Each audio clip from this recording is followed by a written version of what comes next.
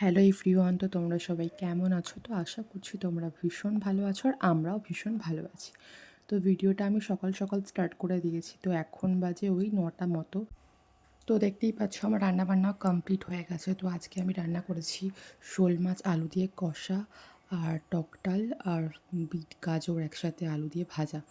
দেন বড় অফিস চলে গেছে খেয়ে দিয়ে। আমার ব্রেকফাস্ট কমপ্লিট করে নিয়েছি। দেন অনেক কাচার ছিল আজকে, তো সেগুলোই আমি এখন কেচে রোদে দিতে এসেছিলাম।